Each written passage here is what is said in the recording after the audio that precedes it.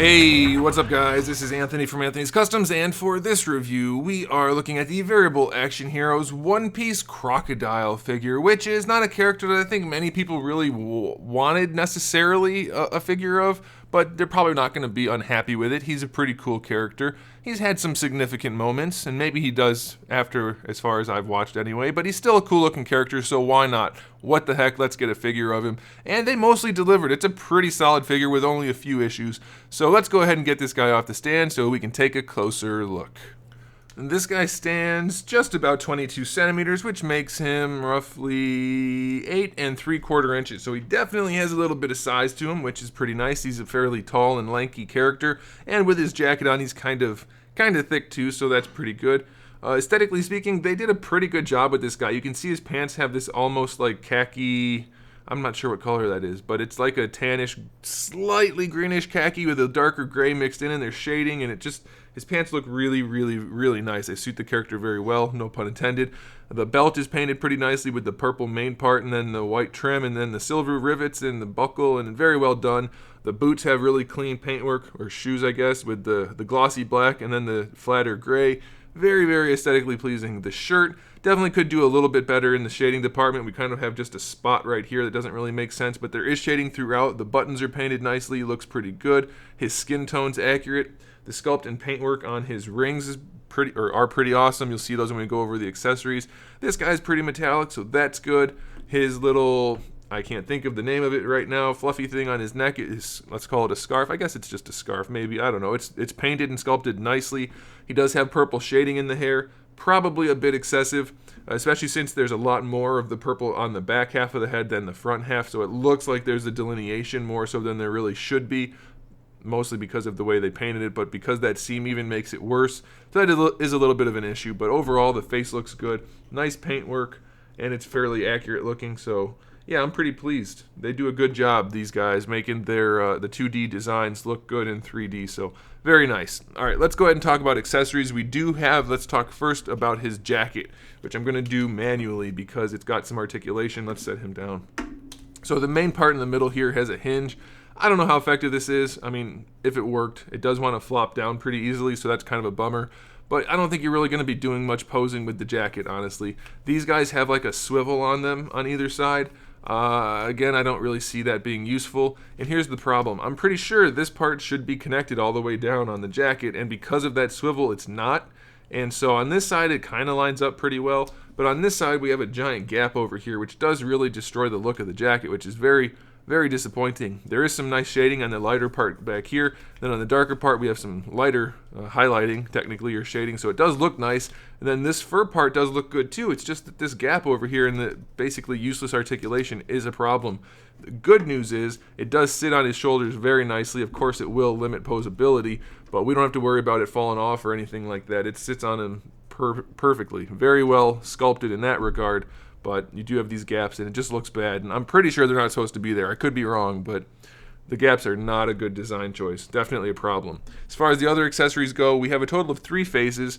We have the face that comes on him, which is kind of smiling / neutral. We have one where he looks pretty upset, and then one where he looks angry, I guess. And they're all very, very well done. In terms of hands, we only have the right hand on this guy. So we have the fist hand that comes on him in the package, one hand that's kind of clenching, and then one that's a little bit more relaxed, all very well sculpted and painted.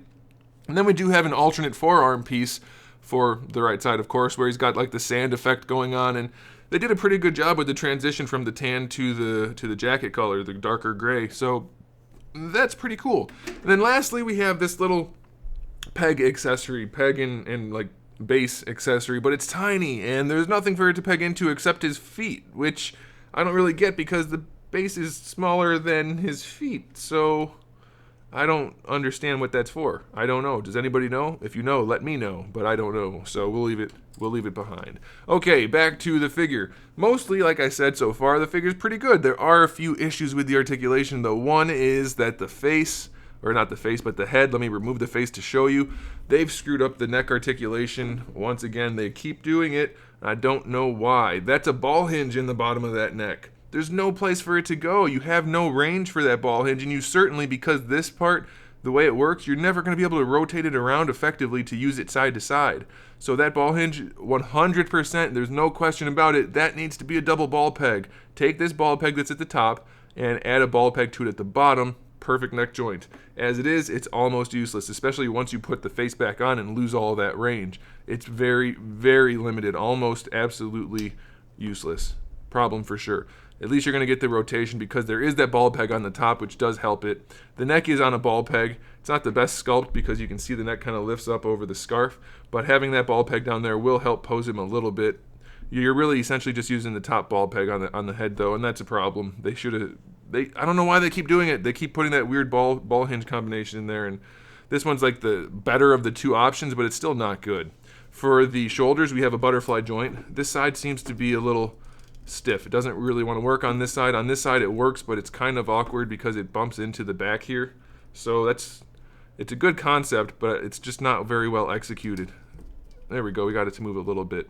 And then we do have this kind of vertical butterfly joint, but this is really just a cap that goes over this ball peg as far as I can tell. So the shoulder ball peg can raise up and down, and this piece just moves around to fill it in a little bit.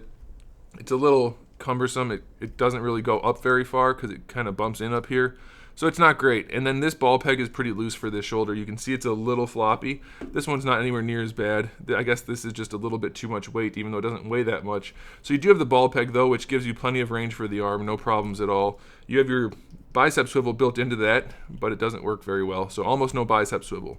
Really nice double jointed elbow though, great range, pretty good looking. So that's okay. And then for the wrist, you can see we have our ball hinge, but it's a nice big ball hinge, which is wrist sized. So you get pretty good range out of that, and it doesn't look bad. They have had issues in the past where swapping hands causes a problem. On this side, that doesn't really count because that's on purpose because we have that the alternate piece. So you just have to pull the hand off that way, and you don't have any issues with the ball hinge. So they seem to be improving on those wrists, so that's good.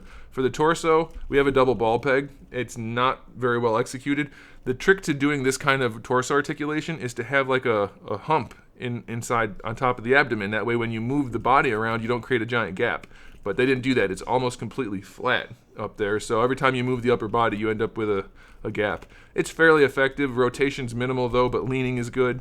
Lower torso, another ball peg, and that gives you really good range, but they made the pants a little baggy at the hips, at the waist, so you do get a lot of gapping. That's not great, but it is functional.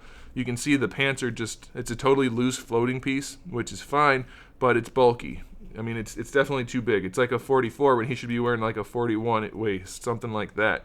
So if you pull it back, you can see how much better it would work. But as it sits, it's a little too gappy. For the hips, we have our hinges going out to the side, which give you completely good range, no problems at all there.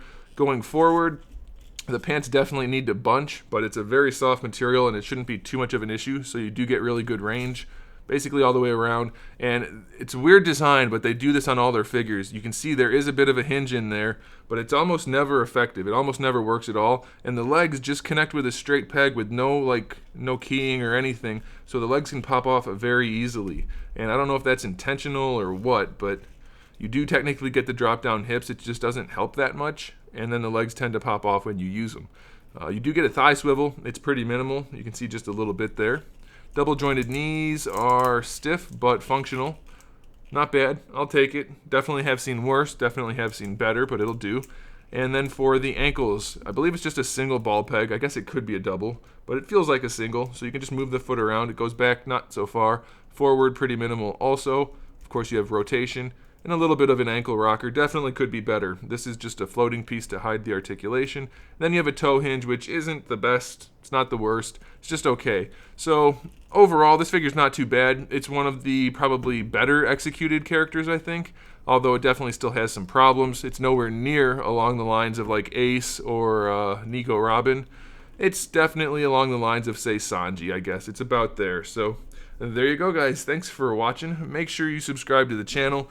We have new videos up just about every single day. We talk about action figures, movies, TV shows, video games, all kinds of fun stuff. So make sure you come back for that. Give the video a thumbs up if you liked it. And in the meantime, keep collecting.